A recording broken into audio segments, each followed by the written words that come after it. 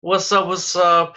It's the Shi-Fi podcast, episode 7, and I have my first guest on the show, my good friend, roommate, Josh Barnes. What's up, man? What's up, bro? How's it going? Doing good. Let's see. So this is the first time I'm using Zoom for the YouTube people. This is the first time where I've actually found a application where I could have my like a webcam and have other people, preferably like in the future I'm gonna have like other people like the Skype, but with Skype you would have to have a third party to record, but with Zoom I can record and do everything in a matter of, it's so easy to upload on YouTube. So this is what's going to happen now. So again, everything's on Spotify and Apple. So if you don't want to have this on YouTube, if you don't want to watch this on YouTube, then go ahead and go over there. But shout out to everybody. Let's see. So today is, what's today? The 17th. It's April 17th. So how have you been lately? I've been good, man. Just celebrated my 22nd birthday. 22nd birthday? I had a good weekend. Yes. I got to hang out with some friends. I got my birthday wish. I wanted Tiger to win the Masters. Oh yeah, one right on your birthday. Yeah. That's crazy. What was I gonna say? How does it feel different turning 22? Honestly, like, since I turned 21 last year, I was like, hey, it's lit. Like, I'm legal, whatnot. I can get in like a whole bunch of places that I couldn't in before. But like now that I'm 22, I'm just like, it's just like going down here from here. I'm like, it's just another age. Like, it's nothing like super special. Yeah. What was I gonna, so like, yeah, when you turn 21, I feel like 21 is like the last Prime age is like the last age where you're like age where like parents care, or like, or family, or like friends reach out to you. Yeah, I don't know. Yeah. Like when you're 19, you're almost 21. You're 20, you're almost 21. Yeah, I definitely got like at least like 100 like happy birthdays when I turned 21. Yeah. And, like when I turned 22, it was like maybe like 20. which is fine. Like I'm really like, I don't care, but I can definitely see like the drastic like difference between 21 and 22 already. Yeah. But like after 22, it's like the next thing is like 30s and 40, or like 25, 30, 35, 40, like the next. It's like increments now. Yeah. So I don't know. So with Tiger Woods winning on your birthday, what do you think about Tiger Woods winning dude, for the first time since 08? Honestly, like I was just happy like he was like relevant and in contention going into Sunday, and then he was like in the final pairing with Molinari and Tony, and then the front nine, Francisco Molinari was just kept saving par. He was doing everything. He was holding Tiger at bay. On the back nine, Tiger was still two back, and I was like, I mean, it's just gonna be another one of those like runner-up finishes for Tiger. He still just can't get over the hump. And then like, and my mood changed at 12 when I saw Molinari hit the ball in the water. Mm-hmm. He double bogeyed.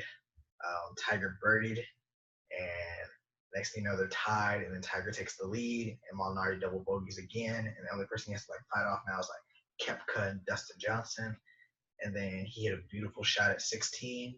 Yeah. And I remember I was like, at that moment I was like, he could actually like win number 15. Like we've been waiting over a decade for this, and then he parred 17, and all he needed to do was bogey 18, and the title was his. And he bogeyed and won the title, and I was like, man, like honestly, I have no recollection of like Tiger winning in 08, his last major win. So I was like, this is crazy. Like it's one of the greatest comeback stories. But you don't have recollection of that? Like, I mean, I remember it, but like, it just feels so long ago, you know? Yeah. Like I remember he won it basically on one leg. Yeah, that's what I remember. He won on one leg. And like the crazy thing about like that US Open course is like, usually like if you tie somebody, you have to go into like a one hole playoff and like sudden death. Like, no, he had to come back the next day and play a whole 18 holes on one leg, and he still beat Rocco Mediate. Jeez. But like, it just felt like so long ago. Like, it was cool, like to see him hugging his son. Like, it was that was the big thing. It was a breathtaking moment because like his dad passed away, and like his dad hugged him after he won the Masters. Like his son coming up, like holding, like it'd be something I'll never forget. And I'll tell my kids for sure. Yeah, when they show like the kids embrace and they're like making a big deal about it. I didn't like know about it. I didn't know it was a big deal, but then I was thinking, I was like, wait, these kids were born like, I don't even know, like after 08, not, or maybe like during 06. I don't think they've ever seen their dad win a major. Yeah, so like that was like, oh wow, like your dad is the greatest one like greatest golfer of all time. I mean, Jack Nicklaus too, but like growing up, but like first time ever seeing your dad actually live up to that Yeah. is like it's got to be pretty cool. Yeah. And it's like it's the Masters, which makes it like even more Oh cool. yeah. Like, And then like I remember '08 when he won because that was like Father's Day weekend and I was like in Houston with my family actually, and yeah, like the whole thing was like he was on one leg the whole game, and I was like, he would literally hit the ball and he'd like drop to one knee. Because I remember he like was out for the rest. I think he like was out for a little bit after that, and I was like, geez, he's gonna shatter Jack Nicklaus.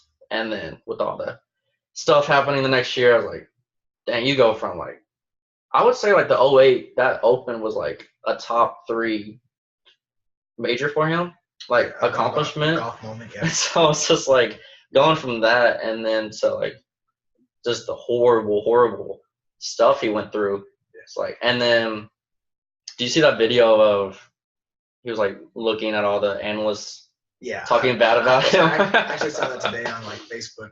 That was really funny. Of course, Brady Dunn like shared it because he's like a huge like Tiger fan.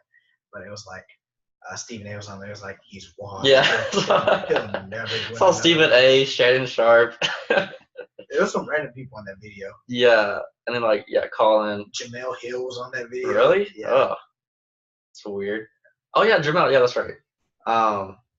But you were asking earlier, is he going to break Jack Nicklaus's record, and will he win again this year? Yeah. And you said yes to both of them. I did.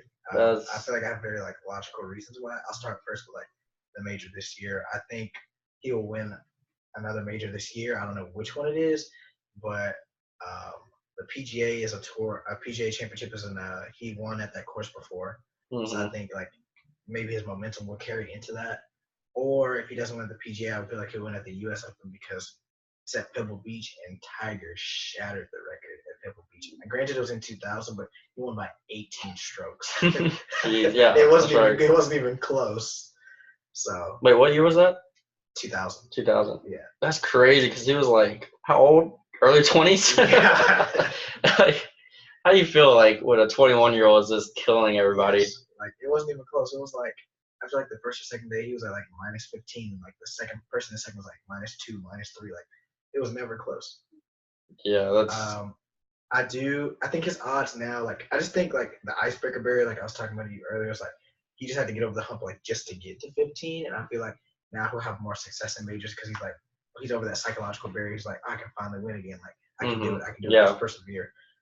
But like it's different than like any other sports. Like basketball, you're playing every year. You only get one opportunity to win a championship per year. Like they get 4 opportunities each year. So like you mean to tell me if he plays like another 10 years, he can't win 4 or 5 of those? Mm-hmm. Yeah. And golf has no like retirement age. Like Tom Watson's out there like 62, 63 years old, still like, competing for Masters. So like it's I call it a sport. I think it's more of a strategic and like mental sport. Like it doesn't take a whole lot of athleticism as like basketball or football does, but like it's definitely like hard on the body. I mean, like look at Tiger. It took Tiger forever to get back from back, knee, and all these injuries. Mm-hmm. So because like you put so much torque on your body. Isn't the Masters the one where you can play? If you win, you can play for the rest of your life. Like you don't have to qualify or anything. Yeah, it's like that's pretty cool. I think it's still like that, but I've also heard like they changed it like it was like 10 years. Oh, okay. 10 straight years. I always remember Angel Cabrera. Remember that? Yeah. He's won twice, and I think that's it. Of like all the other, and like I always remember him like he would smoke. I think on the course and like throw it sometimes on the grass. I don't know. He's kind of nasty looking. But I remember like all the Masters like elite were like hating on him and stuff.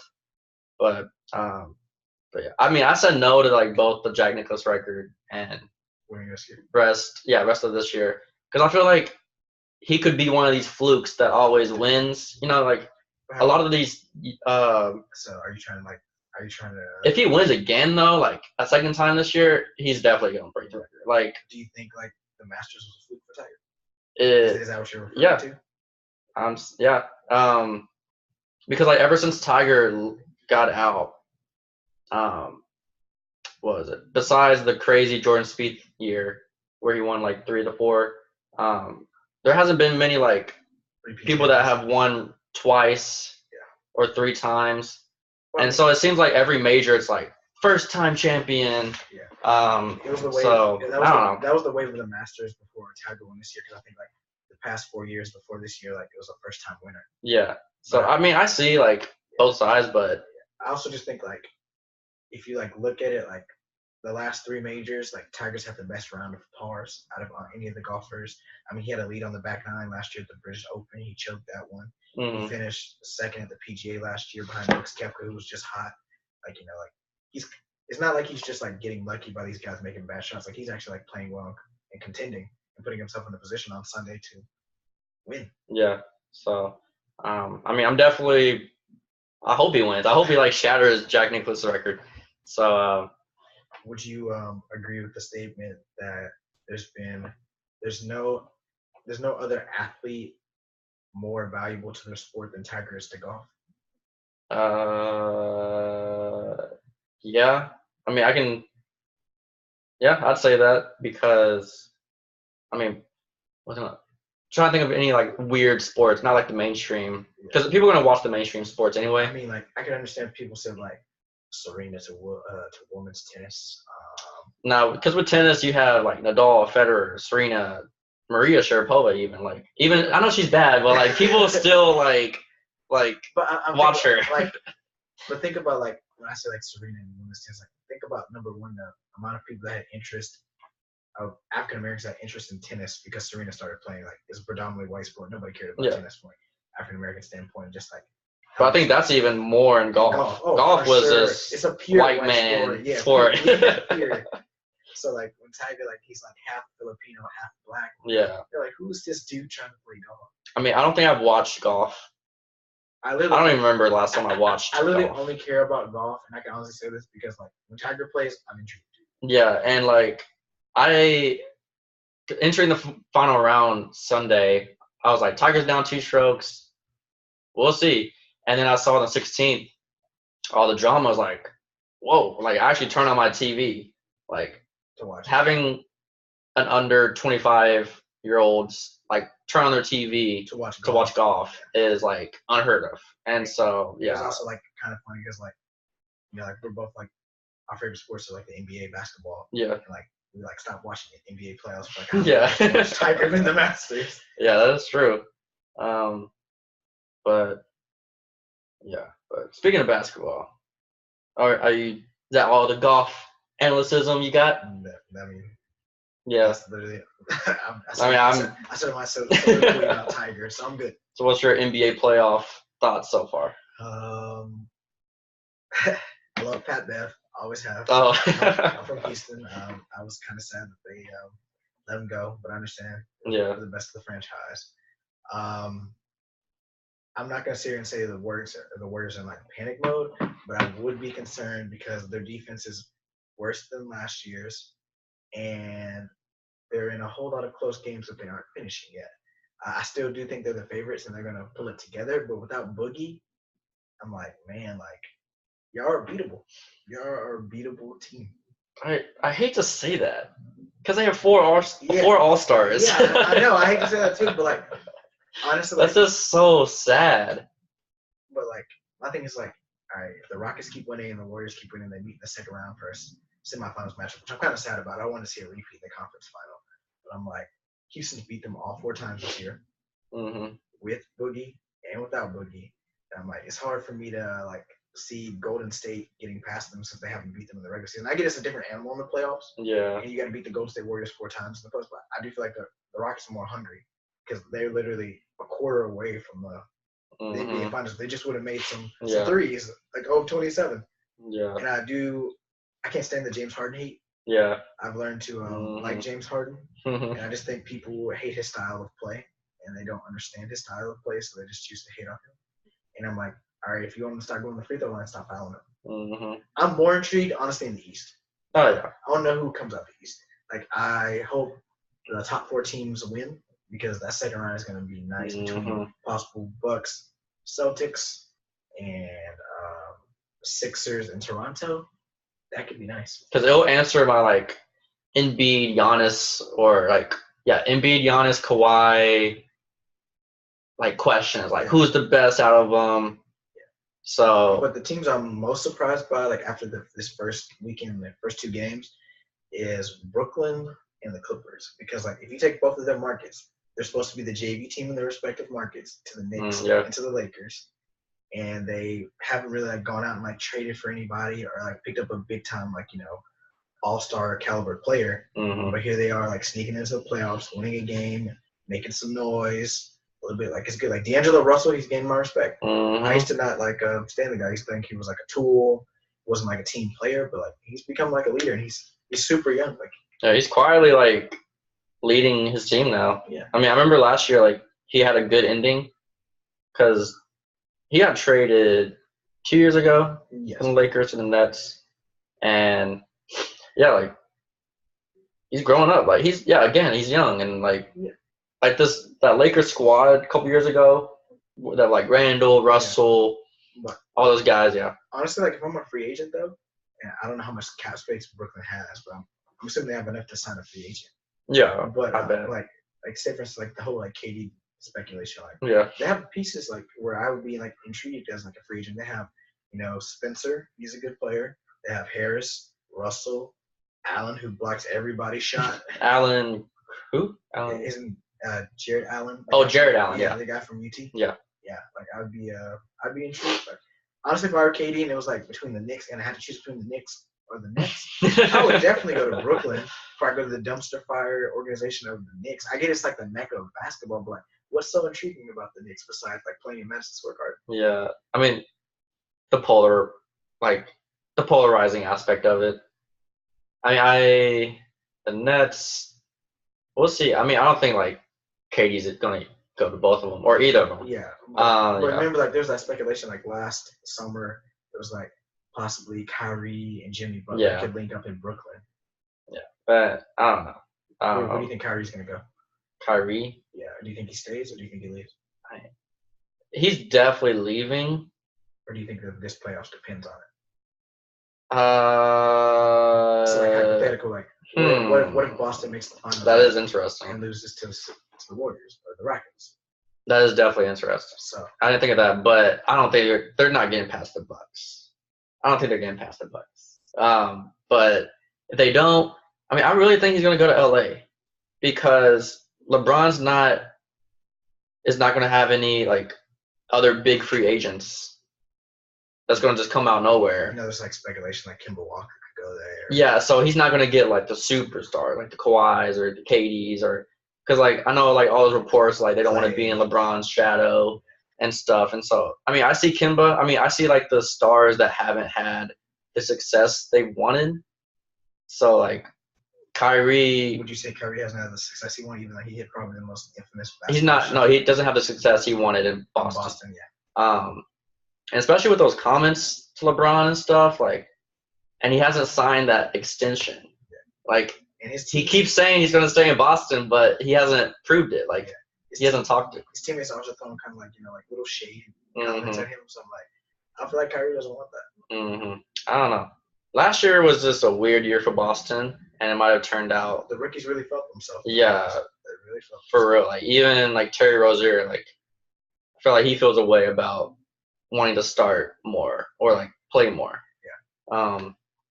Because like with their backcourt gone, like Kyrie and Gordon, I mean it was like Terry, Jason, Tatum and Jaylen Brown, and so I don't know. I think Kyrie's gone. So who do you have as your MVP this season? Definitely James Harden. Yeah. I mean everybody, it's so weirdly split. Like I like talk with people, and they're like saying Giannis, and they're saying what? They're making a case for him as Defensive Player of the Year too, which is weird. Has there ever been a player to win Defensive Player of the Year? Yeah, it was Shaq, and was it Michael? I think it might have been, but there's like 2 other people that have. But I mean Giannis, I don't know, just not yet.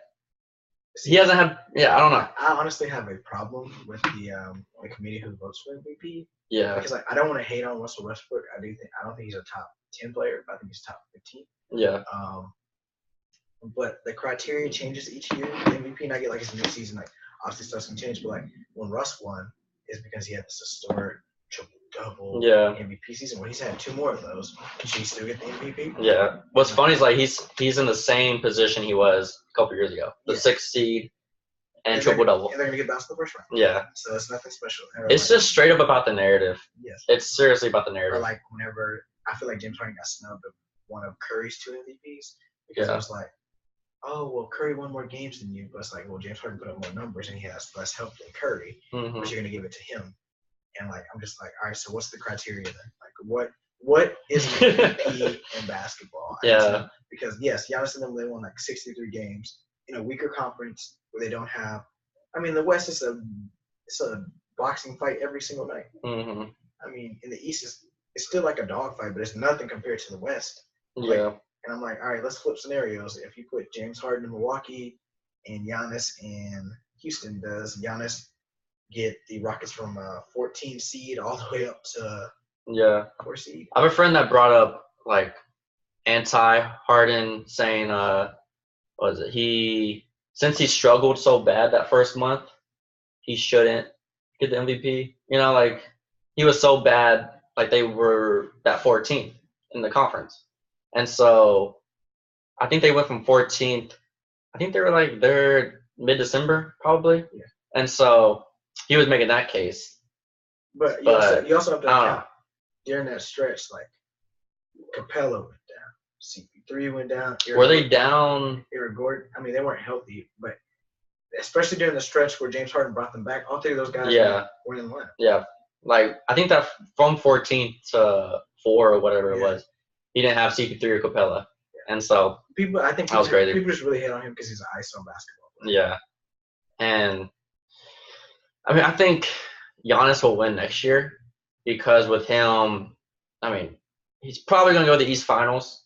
He should. He needs to go to the East Finals at least. That's also why I want to pump the brakes on the MVP talks. I'm like, Giannis hasn't even made it past the first round. I really wish playoffs counted for MVP. Because I'm like, all right, if you're the most valuable player, you do it in crunch time. Or like, past playoff experience. Yeah, I mean, Harden has had pretty good playoff experience. Because like when LeBron was winning with like Cleveland his first time around, they gave it in like the first game of the second round. I like that. Wait, they gave the MVP the first game of the second round. Oh. Because remember No, they do the voting. I thought they do the voting at the end of the regular season. Now, I'm talking about like back then when LeBron first won with Cleveland. Remember they would like have the whole like ceremony before game run, like the second round, like LeBron was coming out and hold up his trophy and all that stuff. Like I like that, but I hate waiting till the end of the season. I'm like, oh, that part, not the voting. Okay, the award show. Yeah, I hate the award show so much. But I like loved that like crowd thing. The most embarrassing one was when Dirk won in 07. No, 2007, and he would lose in the first round, and he couldn't even do that. That was so. And then had their press conference after they lost. That was so sad. But yeah, I always remember that. But like as a Mavs fan, you said you would have rather won in 06 than 11. Yeah. Really? I mean, because like that was the first time, and Dirk was called being soft all the time, and as a LeBron fan too, of course. I just have a hard time like dealing with y'all Maverick fans. Y'all kind of delusional. Of course. It's kind of annoying. When you go on the run that we went on in 2011. It's not even that. Like, that's just how we do. I appreciate the fact that like the Mavericks had the greatest probably playoff run I've ever seen. Yeah. However, in regards to 06, I get so tired of hearing like the refs, Tim Donahue, yeah. Because like I go back and I watch those games, I'm like, all right. I mean, yeah, sure, you can. Every sporting event is gonna have skeptical calls. Yeah, for sure. But if I go back and watch these games, I'm like, all right, well, Dirk missed a free throw in one of these games to tie the game. Mm-hmm. Jason Terry missed a free throw. He missed a jump shot to win. I mean, you guys choked a 15-point lead in Game 3 with 5 minutes to go. Mm-hmm. This is the equivalent of like what the Heat did in Game 2 of 2011. But like, if Game 2 goes 2-0, the Mavericks don't have a chance in that series. Like, it's just certain instances where I'm like, all right, the Mavericks didn't execute. Let's talk about that. Instead of the refs all the time. Well, like especially Game 3, we had a 13-point lead. With 5 minutes left to go. Yeah. To take a 3-0 lead. Yes. But and like with the refs and bad calls, I would never blame a whole series on a ref. Like, Yeah, because I'm like, all right. Maybe a game every now and then. Explain the first 2 games. Yeah, I don't know. It's just like I know with the Virginia run and the March Madness, like, the refs made bad calls at the end, but like it happens. We're humans. Yeah. I don't know. I don't like the whole like basketball god theories, but like Virginia. You don't like it, but no, it happened. Yeah, Virginia definitely had a lot of. I mean, 3 straight games you come off the hook. Purdue, Auburn, and then Texas Tech. Like, I'll give them credit. Like, they executed down the stretch and they did what they had to do to survive. But like, there's definitely some higher power on them for sure. Especially because I was like, I didn't like them being a 1 seed because I was like, you guys lost the 16 seed the year before. But like, I can't really say anything about them now because they're national champions. But that Auburn game was like, honestly, their whole run was crazy. But like the Auburn game was so just wild because like, what was it? They were down 5 points basically in 6 seconds. Kyle Guy goes off. And Kyle basically said he scored 6 points in 7 seconds. With that crazy 3 and then I give him the most props because like honestly, like I don't know, like 3 free throws. Mm-hmm. I don't know if I can make 3. Were they down 2? Yeah, they're down 2. So he made all 3 and gave him a 1 point lead. Like I don't know if I can make that. Yeah, that's Carson Wentz had that opportunity too, right? Carson Edwards, yeah. Oh yeah, I say Carson Wentz. Yeah. Carson Edwards. He was only down. He was down. They were down by 2, and he only made 2 of the 3. That's right, yeah. And they went overtime, and he won. But like, I just couldn't believe like because I went to high school with Carson. I was like, wow, they're really gonna like punch the tickets to the Final Four. And then Diakite. They were up. They were up by 2. Dang, that's crazy. So here's my whole problem with that game was they fouled Ryan Klein. Yeah. Ryan Klein, all he had to do was make 1 more free throw, put the game up 4, and the game's pretty much over with unless he fouled on the 3-pointer. He misses it, they come down. They're playing good defense for like 10, 15 seconds, and then the coach tells them to foul with like 5 seconds. Yeah. He fouls Ty Jerome. Jerome makes the first one. Their whole problem the whole game was rebounding. And what happens? He misses the second one on purpose, and Diakite tips into the backcourt, and Kike Clark goes and gets it, and then he throws a little prayer to Diakite. Diakite's a little jump shot to send the game to overtime. I was like, all right, momentum's gone. You guys are going to lose. There's no hope. Yeah. I loved his, what is it? His hair. His hair color. His blonde hair. His blonde hair with like the Virginia orange, and he has his, what is it? He has like no like sleeve. Like he looks like a basic just basketball player. Yeah. And the fact that like he did all that was that was stupid. So my question is, NBA wise, who do you have in the finals? In the finals, I always say the Sixers. Sixers and Warriors. Okay. I go with my like 8-man rotation philosophy where like rosters get shorter in the playoffs, and Philly has one of the best starting 5 in the NBA. Yeah. And so with that, and I know the Bucks have depth and everything. Yeah. You should not trust them? Not yet. And the Sixers, I mean, I don't trust them really either. So but it's just like it's not a question that's gonna be answered. And so if I was gonna bet, I would bet on the Sixers. Like a week before the playoffs started, I would have put Toronto coming out the East, but I can't trust Kyle. Yeah, I can't trust Kyle. Don't get me started on Kyle. Somebody get paid $31 million to drop a goose egg in the playoffs. In the first round. He's a 5-time All-Star. That's crazy.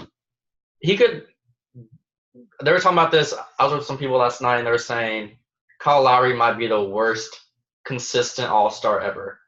I was like, that's an interesting, like a category. And so I don't know, because you always have those random All-Stars, like for 1 or 2 years, but I don't know. Like Kyle Korver made All-Star. Yeah. That whole Atlanta Hawks squad made the All-Star except for one. That was so stupid. Everybody was so hyped up on the 2015 Hawks. Jeff Teague was an all-star. Millsap, Horford, Porter. That's right. I was gonna compare them to like if the Nuggets lost last night to the Spurs, I was gonna be like, they're kind of like the 2015 or 2015 Hawks all over again. Where at least that Hawks team made the conference final. yeah, it's true. But if the Nuggets if they lose to the Spurs, well, winning last night was huge. But like, if they were gonna go down 0-2 back to San Antonio, like that series was gonna be over.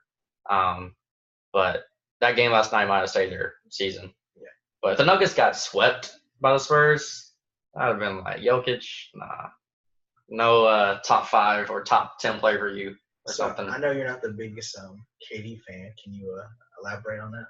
What makes you not like KD? I mean, just the basic reason he was 1 quarter away from going to the finals. I mean, and he's better when he's the man. Like, he's on Steph Curry's team, basically. Yeah. The Warriors don't care about KD, like the Warrior fan base. Yeah. Like, they would be completely fine if he left. They would want Steph Curry rather than KD. And so, yeah, KD is a sensitive. He got more sensitive when he left OKC. Of course. But, I mean, it's a topic for a whole nother day. But we're at the end, and so doing little segments. I got 2 little segments to end these podcasts, kind of brand new ideas. One is a song that's been kind of like that you streamed way too much this past week, and then like something non-musical that has made you happy or like has meant a lot to you. So I'll go first. So song-wise, I'll say so Brockhampton's main dude, Kevin Abstract, he's coming out with his whole little album rollout, and it's kind of unique. I kind of like it. He's coming out with 3 EPs of like 3 to 4 tracks each. Yeah. Like for the next, I think, because he released that EP last Friday, and I think he's gonna release one this Friday, and then next Friday, and then like and then one more for the album complete. So there's one song called Georgia, which is just like a beautiful, just like sun driving, like sunroof, like taking down your sunroof, is that the thing on the car? You're talking about like when there's a convertible? Like what the thing in my car where I can like. Oh, you're talking about just like whenever you just like. Oh, whatever it's called, but like driving with that, and then like there's a Ray Charles song, right? It's like I Got Georgia on My Mind, and so he kind of samples that a little bit, and so that's just so beautiful, and it's just like really nice. Sunroof, yeah. Sunroof. And so yeah, that's been amazing. So go check it out, Kevin Abstract. How about you? Let's see, what have I been listening to? There's been this one song. I gotta give Kirsten credit for it. She like played it one time in my car when I saw her in Burleson. It was called like "Do You Even Miss Me at All" by Yanni and Kyle, and like it just like it's very like. I've heard of that duo. Yeah, it's very. I always think of Giannis because it's spelled the same way. Yeah, but Yanni and Kyle. Yeah, Yanni and Kyle, and like it's just like very catchy. It's like do you even miss me at all? Like, do you even like care about me? Like just like reflection. That's just like something that's just been like sticking with me lately. I don't really like know why. For that. Let's see. So I don't know what to call this next segment, like non-music thing that you like.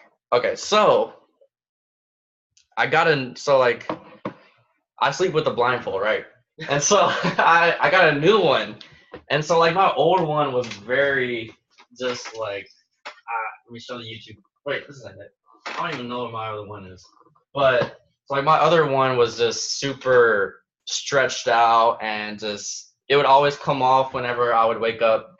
But like my new one is just it'll just stick on your head forever. Like it doesn't fall off. It doesn't fall off. It might like go up a little bit or something.